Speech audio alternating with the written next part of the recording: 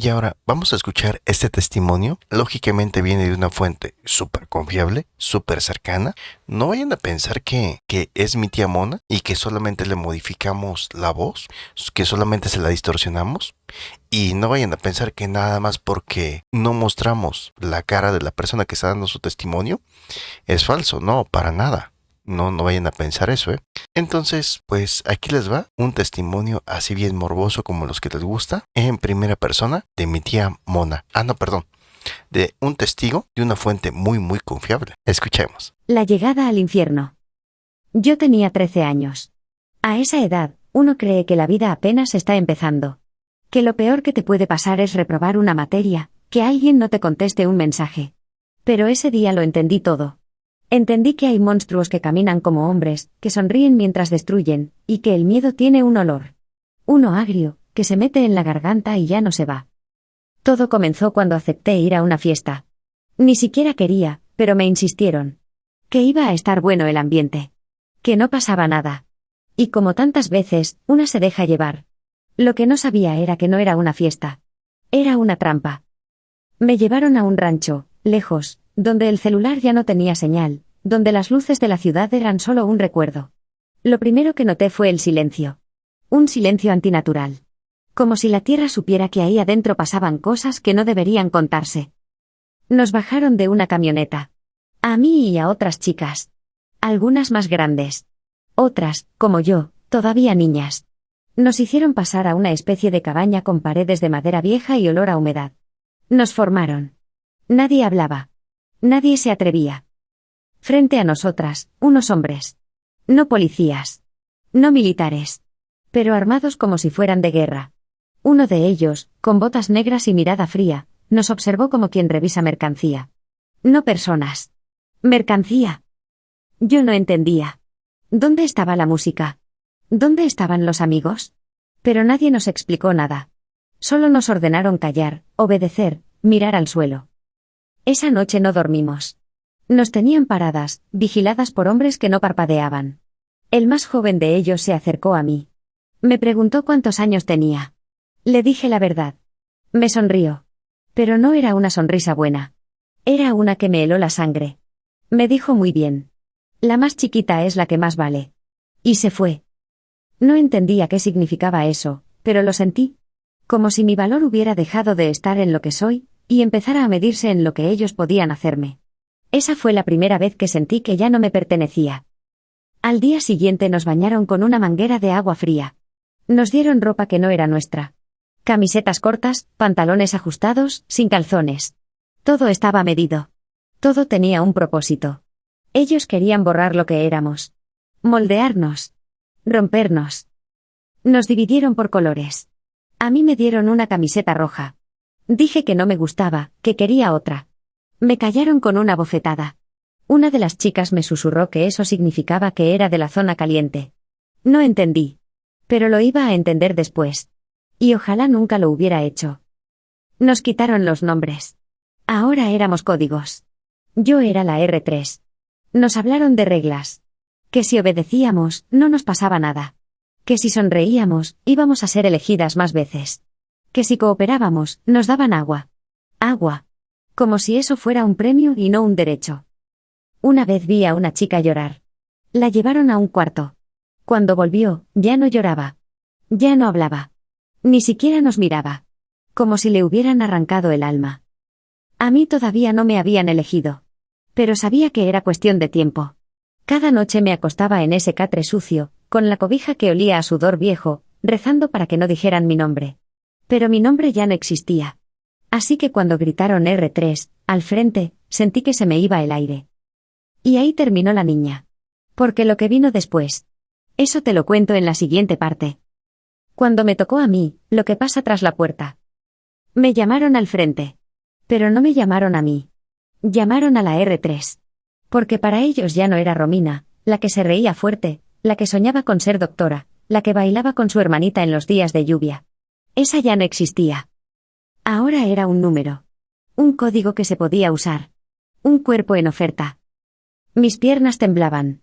No solo de miedo, sino de esa especie de desconexión que ocurre cuando tu cuerpo sabe que va a pasar algo. Algo que no estás lista para enfrentar, pero tampoco puedes evitar. Me llevaron por un pasillo oscuro, con paredes húmedas que olían a encierro y a metal. Afuera el mundo seguía. Adentro, el tiempo se detenía.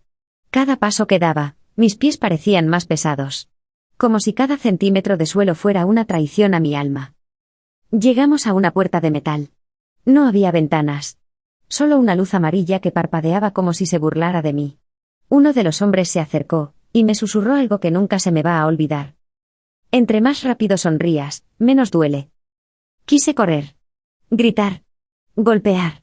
Pero no podía moverme. Y entonces, la puerta se abrió. Adentro no había muebles, ni música, ni cama.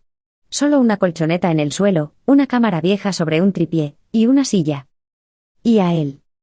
No era el más grande. Ni el más joven. Pero tenía esa sonrisa. Esa sonrisa que me enfermó el estómago. Me miró de arriba a abajo como quien escoge fruta. Como quien ya decidió qué hacerte antes de que tú puedas pensar siquiera en escapar. Me dijo que me quitara la camiseta. No lo hice. No al principio. Me quedé congelada. Entonces él se levantó. No gritó. No golpeó. Solo se acercó despacio, y con una mano helada me agarró la muñeca. Te vas a acostumbrar, me dijo. Todas se acostumbran. No era solo lo que decía. Era como lo decía. Con la tranquilidad de alguien que lo había hecho muchas veces. Que sabía que el dolor te parte, pero también te entrena. Que al romperte una vez, luego solo sigue el eco. Me obligó a mirarlo. A repetirle que no iba a gritar. A decirle que entendía que ahora era suya. Cada palabra que decía me rompía por dentro. Me tragaba el orgullo, la dignidad, el último hilo de humanidad que me quedaba. Y lo peor es que todo eso estaba siendo grabado. La cámara no dejaba de rodar. Él la miraba de vez en cuando, como si estuviera orgulloso. Como si cada segundo registrado fuera una medalla para su colección. Y ahí fue cuando lo entendí. Esto no era solo para él. Era para muchos. Para otros. Para los que miraban desde lejos. Para los que pagaban. Me sentí sucia antes de que siquiera me tocara. Me sentí desaparecida sin estar muerta. Me sentí invisible y expuesta al mismo tiempo. Como si me hubieran arrancado de mí misma. No puedo contarte todo lo que pasó ahí dentro, porque hay cosas que ni siquiera tienen nombre. Porque aunque tuviera las palabras, YouTube no me permitiría decirlas. Y aunque me dejaran, tú no deberías tener que escucharlas. Solo puedo decirte esto. Cuando salí de ese cuarto, ya no era una niña. Pero tampoco era una mujer. Era algo entre ceniza y sombra. Algo que caminaba, respiraba, comía. Pero ya no vivía. Las otras chicas no me preguntaron qué había pasado. No hacía falta. Con solo verme a los ojos supieron que ahora yo también pertenecía al club de las que ya no lloran. No porque no quieran, sino porque el cuerpo ya no sabe cómo. Esa noche, me acosté en la colchoneta con la camiseta roja todavía entre las manos. La apreté fuerte. No para sentirme protegida, sino para no olvidar. Porque en ese momento decidí algo. Si sobrevivía, iba a contar esto. Y no solo para mí, sino por todas las que no lo lograron. Las que se fueron y las que nunca regresaron. Después de aquel día, aprendí que hay algo peor que el miedo. Y es acostumbrarse a él. En ese lugar, cada noche era la misma agonía disfrazada de silencio. Dormíamos poco, no porque no tuviéramos sueño, sino porque cerrar los ojos era dejarse atrapar por los recuerdos.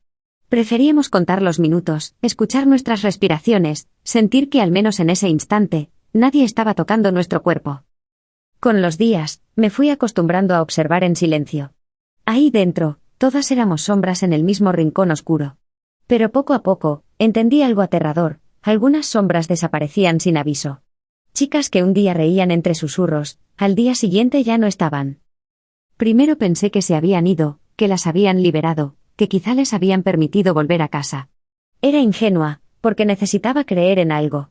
Pero pronto comprendí la cruda realidad, nadie salía por la puerta principal. Nadie volvía a casa. Algunas chicas simplemente se desvanecían.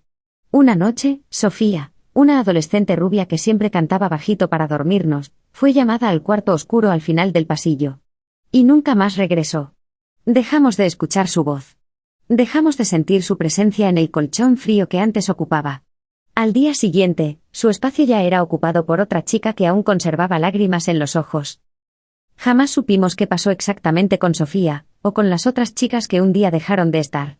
Los guardianes nunca explicaban, porque para ellos no éramos personas. No sentían que nos debían explicaciones.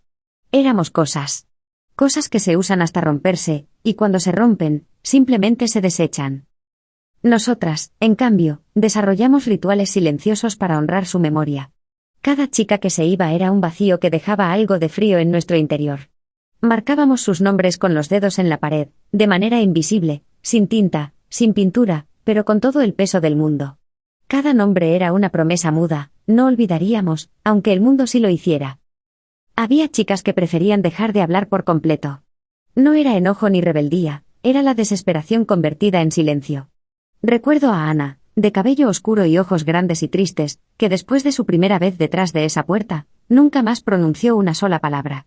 Se encerró en sí misma, como si al callar pudiera protegerse del dolor, como si al silencio no pudiera alcanzarlo nadie. Ana dejó de comer. Su cuerpo se hizo tan pequeño, tan frágil, que parecía desvanecerse poco a poco, frente a nuestros ojos impotentes. Un día, los hombres vinieron por ella, se la llevaron, y jamás la vimos de nuevo. La última imagen que tengo de Ana es la de sus ojos mirando al vacío, diciéndome sin palabras que rendirse, a veces, es la única salida. Aprendí en ese lugar que no había justicia. Nadie nos buscaba. Nadie vendría a salvarnos. Estábamos en una burbuja oscura, olvidadas por el mundo. Éramos invisibles, y eso era lo que más dolía, saber que allá afuera, la vida seguía normal, mientras aquí dentro todo era oscuridad.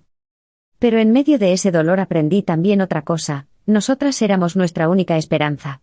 Nos sosteníamos entre nosotras, con miradas, con gestos pequeños, compartiendo pedacitos de fuerza. Porque, aunque estábamos atrapadas, seguíamos siendo humanas, y eso nadie nos lo podía quitar.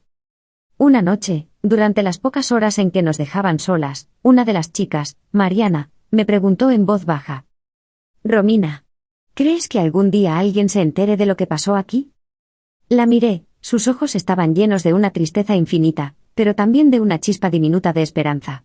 Y en ese instante supe que mi respuesta sería más que palabras, sería una promesa de vida o muerte.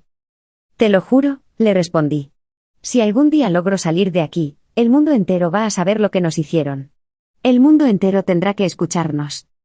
Ella sonrió débilmente, y esa pequeña sonrisa se convirtió en una luz que guardé dentro de mí. Porque, aunque no sabía si saldría viva de ahí, tenía claro algo más poderoso que cualquier miedo: si lograba sobrevivir, haría que nuestras voces fueran escuchadas, incluso las voces de aquellas que ya no podían hablar. Porque al final, la memoria era nuestro único acto de resistencia. Recordar cada rostro, cada nombre, cada lágrima, era un acto de rebeldía contra quienes intentaban borrarnos. Recordar era sobrevivir, y sobrevivir era luchar. Porque nadie merece desaparecer así. Nadie merece convertirse en un fantasma sin nombre, sin historia, sin voz. Y esa era ahora mi única misión: dar voz a las que no volvieron, dar memoria a las que el mundo ignoró. Porque mientras alguien recuerde, ellas nunca estarán realmente perdidas. Una oportunidad inesperada, la fuga imposible. Nunca imaginé que algo tan pequeño pudiera ser tan significativo. Al principio, parecía que todo estaba perdido.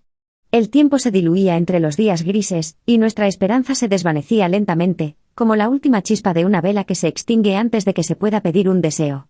Pero a veces, las oportunidades se presentan de maneras tan pequeñas que ni siquiera las notamos. Fue en una tarde cálida, en la que el aire estaba denso, casi pesado, que todo cambió. Fue entonces cuando algo tan insignificante como una grieta en la pared se convirtió en la promesa de libertad. Recuerdo cómo el sonido de las llaves acercándose a la puerta se convirtió en una sinfonía de terror. Ya no había sorpresas, ya no había gritos, solo un ambiente de desolación en cada uno de nuestros cuerpos, como si la idea misma de la huida ya no tuviera sentido. Y sin embargo, esa grieta apareció. Era pequeña, casi imperceptible para cualquier mirada que no estuviera atenta a los detalles.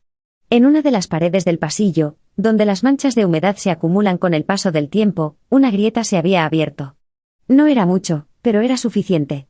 Suficiente para que una chispa de esperanza se encendiera en mi pecho. Yo no estaba sola en ese pensamiento. Como siempre, había algo en el aire, algo en el comportamiento de las demás chicas que me hizo saber que no era la única que lo había notado. En los ojos de cada una se veía el mismo anhelo, el mismo deseo de escapar, de salir de ese lugar que nos había marcado para siempre. La fuga no era solo una opción, era la única forma de restaurar algo de nuestra humanidad. Las semanas pasaron con la sensación constante de que esa grieta nos observaba. Creció, pero nunca lo suficiente como para que la gente se diera cuenta. Nadie se acercaba demasiado.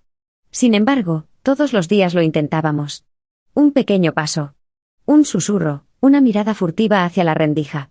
Cada noche, en el silencio de nuestra celda, la esperanza volvía a nacer. La duda también. ¿Sería posible? ¿Podríamos salir de allí antes de que nos olvidaran? Lo que empezó como un impulso solitario se convirtió en una conspiración silenciosa. Nadie hablaba de ello en voz alta, pero todas lo sabíamos. Cada gesto, cada movimiento, cada conversación que parecía trivial, tenía un propósito: escapar. Esa fue la primera vez que vi a Mariana sonreír con verdadera intención. Conocía sus miedos, había escuchado sus historias, pero ver su rostro brillar con la idea de algo más allá de esa prisión, más allá de las paredes frías, me hizo sentir que tal vez, solo tal vez, podríamos lograrlo. A veces, el miedo era tan fuerte que no podía entender cómo seguir adelante. Pero al ver a las demás, al ver cómo las pequeñas acciones se iban uniendo en un solo deseo, sentí que no importaba cuántas veces nos dijeran que no podíamos hacerlo. La libertad no era solo un lugar, era un acto de resistencia. Y eso era algo que aún teníamos. Cada noche, después de que las luces se apagaban, nos reuníamos en silencio alrededor de la grieta. Allí, en la penumbra, nuestras manos rozaban el borde de la abertura. Era un susurro, una esperanza fugaz, pero era real. Podía sentirlo en cada uno de mis poros. La sensación de estar a punto de cruzar esa línea, de estar a punto de entrar en lo desconocido. Pero sabíamos lo que eso implicaba. Si alguien nos atrapaba, si alguien descubría nuestra pequeña conspiración, nuestras vidas estarían aún más marcadas, más selladas. Nos arriesgábamos a ser borradas de la memoria, a ser olvidadas de una vez por todas. Pero ya no podíamos vivir con miedo. Ya no podíamos seguir siendo las sombras que nos decían que éramos. Fue en esa noche, la última que nos quedaba antes de tomar la decisión, cuando un grito rompió el silencio de nuestra celda. Nadie se movió. Nadie salió. Pero el miedo nos recorrió a todos. Era el sonido de las botas del guardia acercándose. Esa fue nuestra última oportunidad. El tiempo se había agotado. Mariana, con la mirada llena de determinación, dio el primer paso hacia la grieta. Sin decir una palabra, pasó a través de ella, y a su vez, nos dio la libertad que tanto habíamos buscado. Aunque no sabíamos lo que nos esperaba, sentíamos que no quedaba otra opción. Una a una, las demás chicas siguieron su ejemplo. El riesgo era absoluto, pero ya no importaba. Lo que importaba era el momento. La grieta, que al principio parecía solo una rendija sin importancia, se convirtió en nuestra única salida. La libertad no era una promesa del futuro, era algo que habíamos decidido tomar por nuestra cuenta, sin pedir permiso, sin esperar más. La noche fue nuestra aliada. Nadie nos escuchó. Nadie nos detuvo. Mientras cruzábamos la línea invisible entre nuestra prisión y lo desconocido, el mundo exterior parecía algo lejano, algo que ya no podíamos tocar. Pero el paso que dimos fue más que físico. Fue simbólico. Fue el momento en que nos rehusamos a ser olvidadas. Aquel día, nuestra huida no fue solo una acción. Fue un grito de vida, un grito que nunca podría ser callado. La búsqueda de la verdad y la lucha por el olvido. Las sombras de la noche fueron testigos de nuestra huida. La sensación de estar a salvo, de haber cruzado finalmente el umbral de ese lugar que tanto nos había marcado, estaba cargada de una mezcla de miedo y alivio. Al principio, el mundo exterior parecía tan vasto, tan impredecible, que hasta el aire parecía diferente. Pero pronto entendimos que nuestra huida no solo nos liberaba del cautiverio físico, sino que nos sumergía en un mar de incertidumbres aún más profundas. Mariana fue la primera en hablar. En su rostro no había miedo, solo un deseo ardiente de que las piezas del rompecabezas que habíamos estado armando durante tanto tiempo encajaran finalmente. Sabíamos que el camino por delante no iba a ser fácil, pero teníamos una convicción común: la verdad, nuestra verdad, debía salir a la luz. Al principio, todo parecía tan claro. Éramos invisibles para el mundo, pero no podíamos permitirnos seguir siéndolo. No podíamos ser aquellas mujeres que se desvanecieron sin dejar huella, sin que el mundo supiera qué nos había sucedido. Nadie había escuchado nuestras voces, nadie había visto nuestras lágrimas. Y eso no podía ser todo. La huida, en ese momento, no fue más que el primer paso. Ya estábamos fuera, pero el mundo nos miraba como fantasmas, como aquellas que no importaban. El sistema había querido callarnos. Nos había relegado a un rincón oscuro, olvidado. Pero nosotros, con cada paso, con cada respiración, les demostramos que estábamos vivas. Y como lo hicieron tantas veces antes, el sistema volvería a hacer lo mismo, nos callaría, nos rechazaría, y nos llamaría invisibles una vez más. Pero ¿qué pasaría si, esta vez, fuéramos nosotras quienes hablaran más fuerte?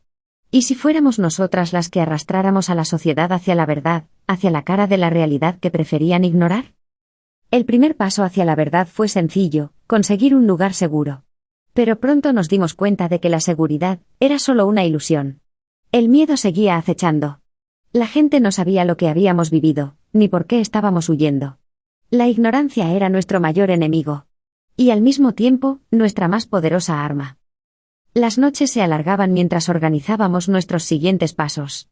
Sabíamos que no podía ser una sola voz la que hablara. Teníamos que ser muchas. Teníamos que unir nuestras historias, nuestros recuerdos, nuestras heridas, porque solo entonces seríamos imbatibles. Teníamos que hacer que el mundo nos escuchara, aunque fuera a base de gritos. Sabíamos que ser escuchadas era solo el primer paso para exigir justicia. Y si había algo que nos habíamos prometido a nosotras mismas, era que no descansaríamos hasta que la verdad fuera revelada, hasta que aquellos que nos hicieron daño pagaran por lo que nos hicieron. En ese camino, nos encontramos con rostros conocidos. Algunos, los que no nos conocían, se nos acercaron con miedo, con curiosidad. Otros, aquellos que nos conocían, nos trataron con desdén.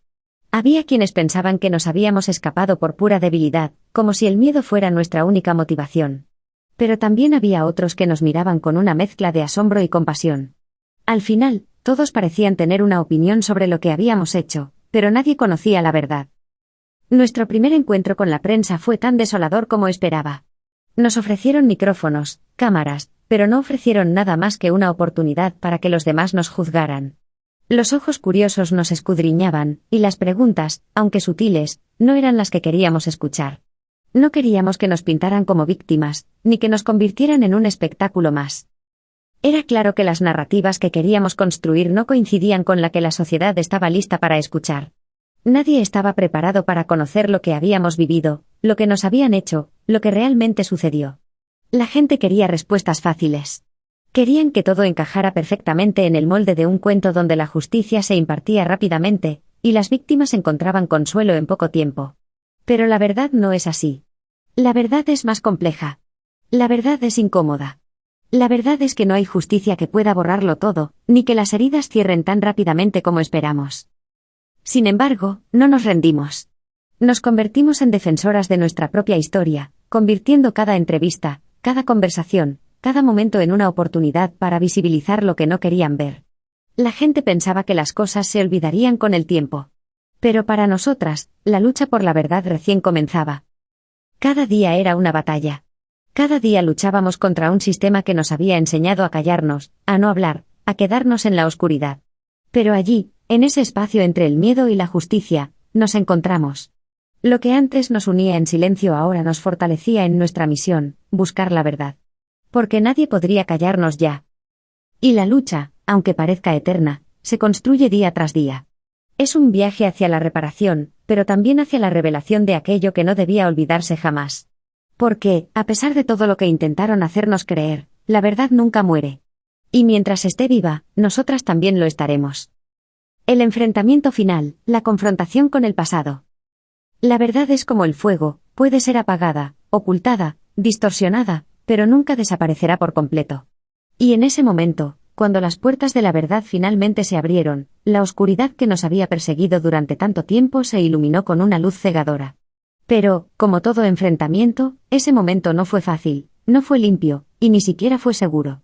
Fue un punto de quiebre en nuestras vidas, una confrontación con un pasado que, a pesar de habernos marcado de manera indeleble, aún teníamos que revivir para poder deshacernos de él.